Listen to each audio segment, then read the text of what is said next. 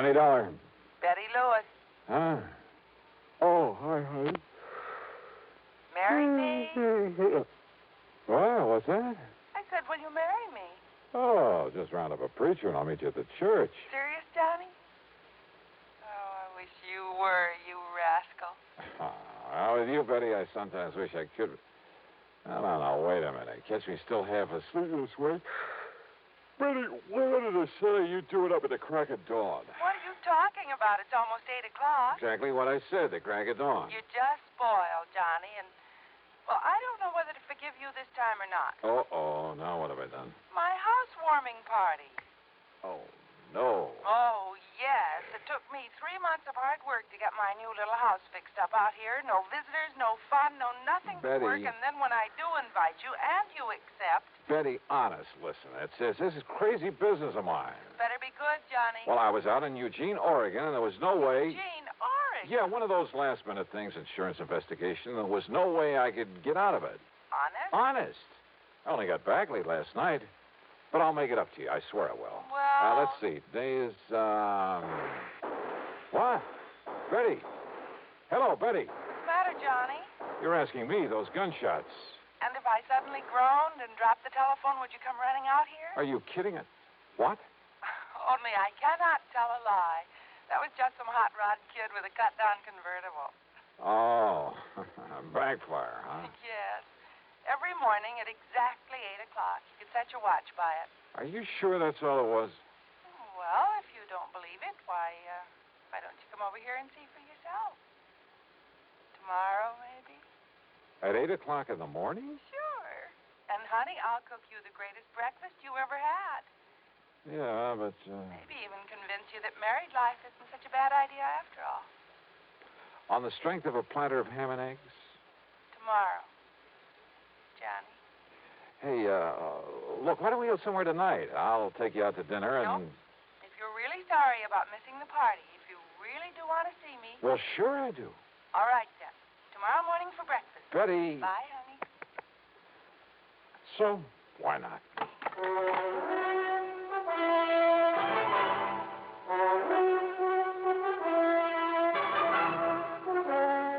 CBS Radio brings you Bob Bailey in the exciting adventures of the man with the action-packed expense account. America's fabulous freelance insurance investigator. Yours truly, Johnny Dollar.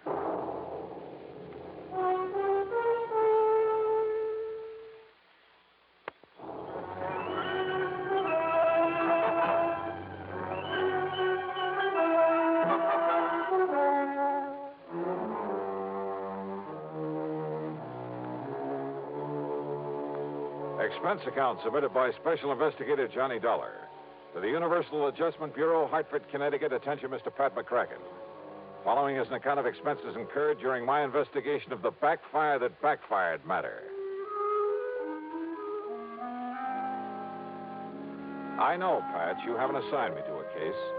I also know I hadn't the least idea that having breakfast with my best gal was to be only the beginning of an insurance investigation. That before it was over, I'd be lucky to get out of the whole mess alive. But believe me, that's the way it worked out.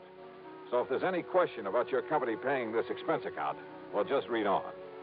Okay, then.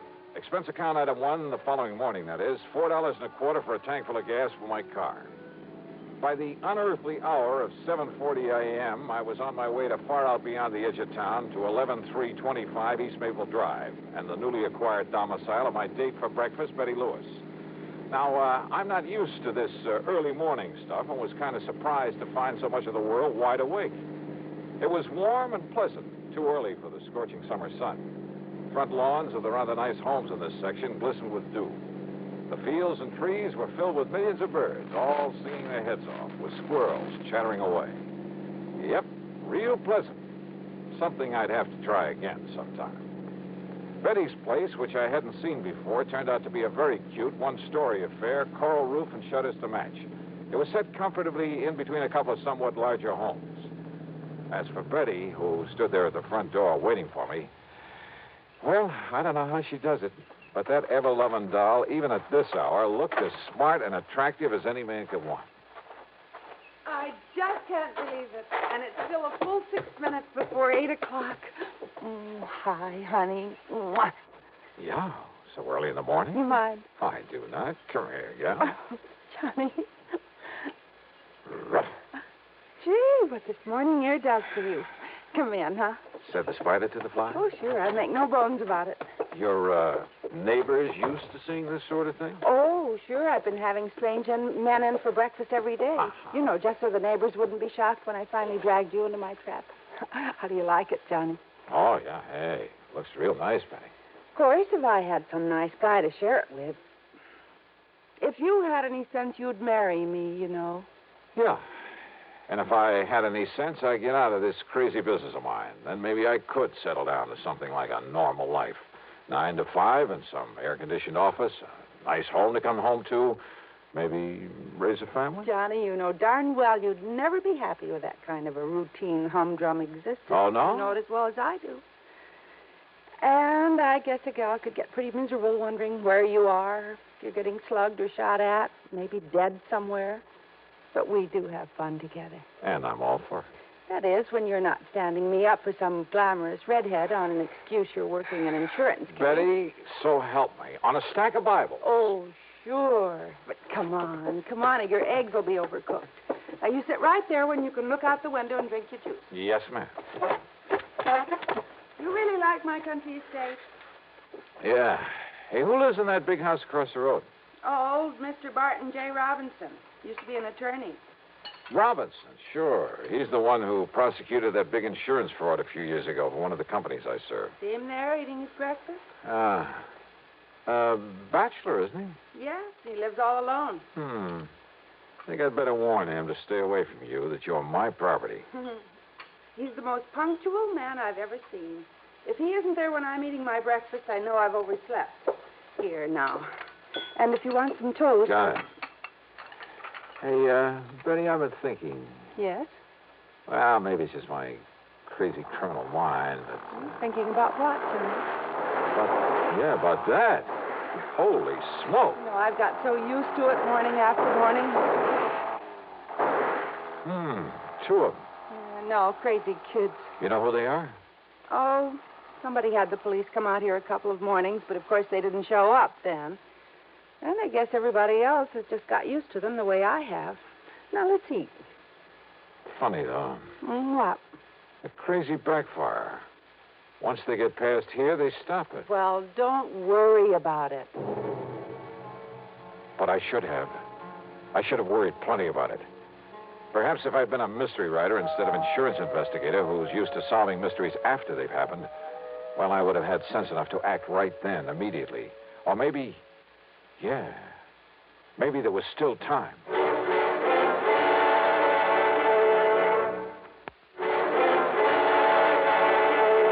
And you have no idea who those 2 are. The ones who go barreling by in that hot rod every morning?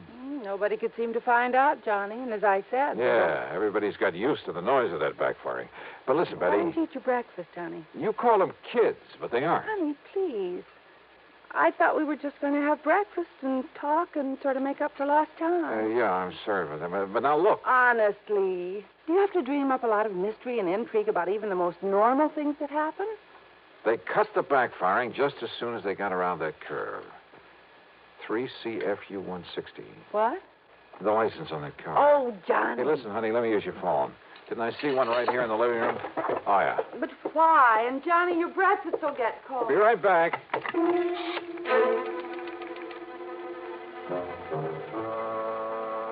My phone call was to Jerry Wilson, who worked in the Department of Motor Vehicles.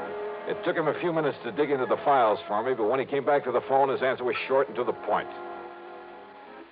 Sorry, Johnny, but you must have made a mistake. You're sure about that? Absolutely.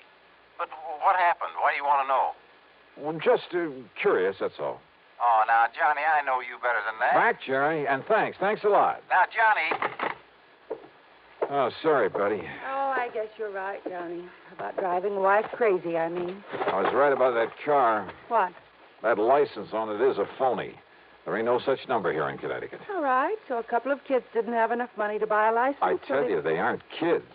Now that I've had a chance to think about it, I'd swear there was something familiar about the looks of the one beside the driver. Oh, sure. Some nasty criminal you've tangled with and... Oh, Johnny, listen. This reason why I asked you out here, to cook up some deep mystery. Hey, Betty, this lawyer, this Barton Robinson, who lives in the big house across the road. I don't care about him, Johnny. I care about you. You say that every morning at the same time he's there beside that window eating his breakfast? The same time that car comes roaring by? Yes. When he's here, that is. He was away for 5 or 6 weeks. Until when? He must have come back last night. This morning's the first time in 5 or 6. And when did those hot rodders start coming around? Oh, well, I guess it was about a week after Mr. Robinson went away. Casing the joint, huh? What? Johnny, for heaven's Betty, listen to me. You probably won't forgive me for this. Johnny. Now, listen. Sometimes when I'm working on a But case... you're not, dear. Well, sometimes when I run out of leads, all I have to work on is a hunch. 3 months I've been But waiting. strangely enough, the hunches usually pay I off. wasn't going to tell you until So later. maybe my hunch is right this But I time. called the office and told them I wouldn't Because be in. I got a real big fat one I about thought that you and I car. could go somewhere, drive out in the country, Oh, I'm maybe. sorry, honey. I really am Like sorry. I said, kind of make up for lost But time. I got to get on this thing, and right now. Oh, Johnny, how can you do this Look, to I'll me? pick you up tonight. We'll have dinner, taking a show, make a night of it, anything you want. I know that walking out on you this way is a dirty trick, and if you want to, you can just tell me to... Please, honey, tonight for sure. Oh, sure, Johnny. You know what a pushover I am. Thanks, hon. See you later. I set out to find that car, who owned it, and why the big backfire racket in that particular spot day after day. There was a purpose there, I was sure of it. Not just a couple of kids out on a tear. Besides, they weren't kids. I'd seen that for myself. Because of the way the car had taken the curve down the road, it left a very clear set of tire marks. So I started a careful inspection of driveways, even asked the people who lived along there what they knew about that car. And it took me most of the day. Expense account item 2, by the way, is $1.25 for a late afternoon lunch at a roadside tavern. It was there I finally got some information. You want another bottle of beer, huh, Charlie? Okay. I got one already. Now, as I was saying, mister, I think I know the very car you mean. Yeah? At a 1941, tied down with straight pipes. Must have been a convertible before they throwed the top away. Makes a lot of noise. You know who owns it? Where I can find it? Well, I think I seen it take the cutoff one morning. Cut off? Yeah, when I was on my way to work here. What cut off? About a mile up the road to cut off over to Barley Swamp. Good. Thanks a lot. Here's for the food. Well, you interested in buying that old crate? Something like that.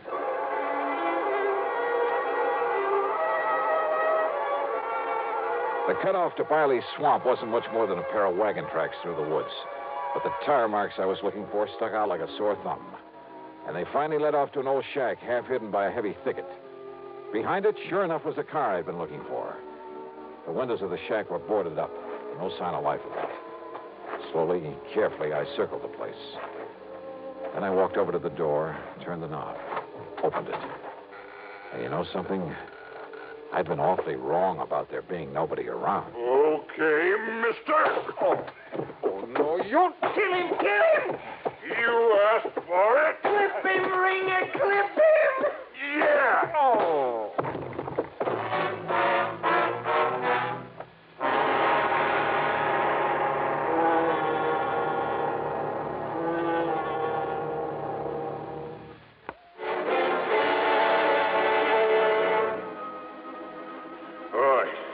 All right, get some water, Gil.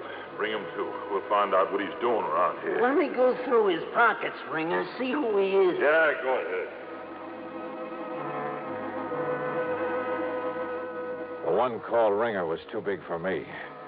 So rather than take any more of it for the moment, I lay there and let them go through my pockets. And of course, they took my gun. When the little one, Gil, started pouring water not only on but into me, well, I had to come to or choke to death.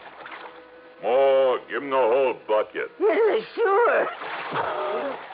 Johnny Dollar, huh? Insurance stick. No, don't try getting up on your feet. You think I could if I wanted to? Yeah, you really clipped him, Ringer. Shut up. So the coppers have been after me since I got out of their clink, huh? But they couldn't find me, so they had to send you out. Is that it, Dollar? What do you think? I think you're going to be awful sorry. And awful dead. You think you or anybody else could keep me from knocking off that fancy mouthpiece after sending me up the way he did? Well, nobody's smart enough. You're gonna knock him off, Ringer, huh? You're gonna kill him? After we get that lawyer, Well, why not now, huh? anything goes wrong, I might need Dollar for a hostage. Oh, sure. Only what's a hostage? Only nothing is gonna go wrong. I'm too smart for that. Yeah, I guess you are at that, Ringer.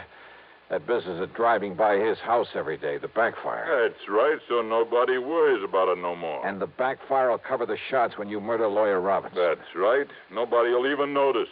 And all it takes is one good shot through his window. Just a little hole in that window nobody will notice unless they go up and look at it. An elaborate scheme like that just to show how smart you are? No, because knowing I'm on the loose again, he has that house locked up like a bank vault. Not even Gil and me could get in without setting off an alarm. And he keeps the blinds down at night. Can't even see him in there. But every morning at the same time, he's there at the window. So now that he's home, we get him. Tomorrow morning... Shut up, Gil.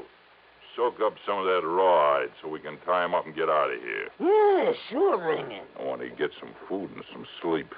Then, Dollar, we'll be back to see you in the morning. And after we do, you won't see anything anywhere anymore.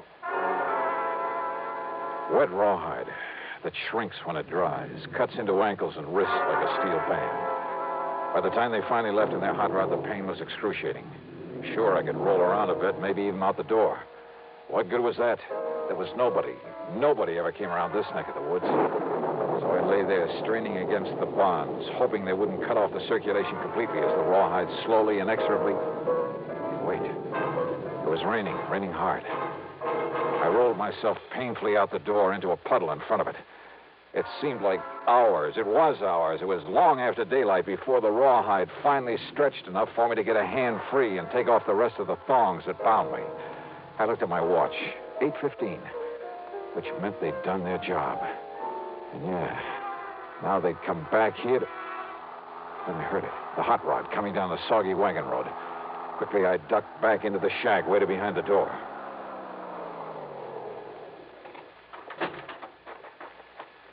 So he wasn't there.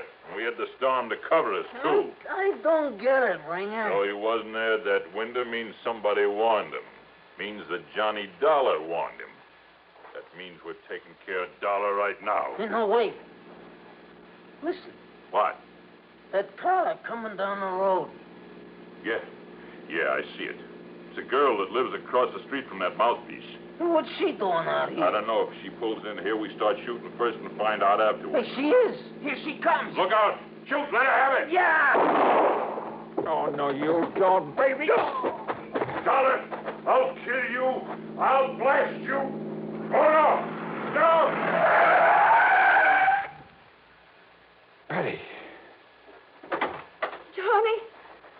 Johnny, if I hadn't run into him, he would have killed me. That's okay, honey. You did the right thing. Johnny, when you didn't come last night, and this morning when the man at the roadhouse told me where he'd sent you to find that hot Okay, rod. honey, now. So I told Mr. Robinson to stay away from his window, and I came as fast as...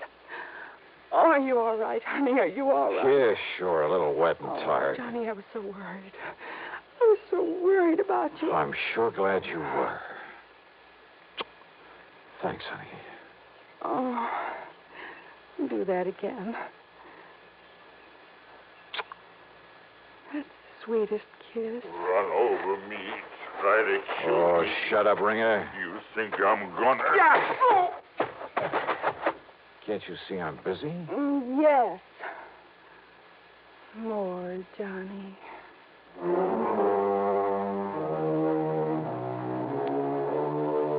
It was Betty Lewis who really saved the life of that insurance attorney.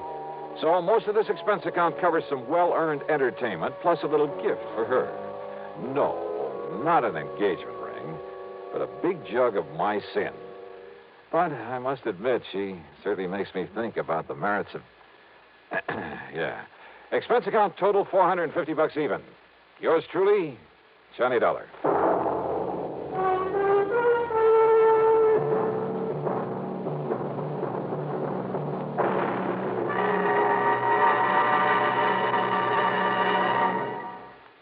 Now, here is our star to tell you about next week's story. Next week.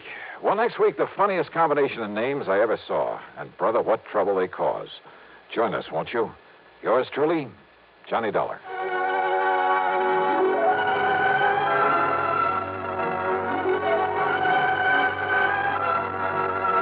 Shirley Johnny Dollar, starring Bob Bailey, originates in Hollywood and is written, produced, and directed by Jack Johnstone. Heard in our cast were Virginia Gregg, Forrest Lewis, Barney Phillips, and Tom Holland. This is Jim Matthews speaking.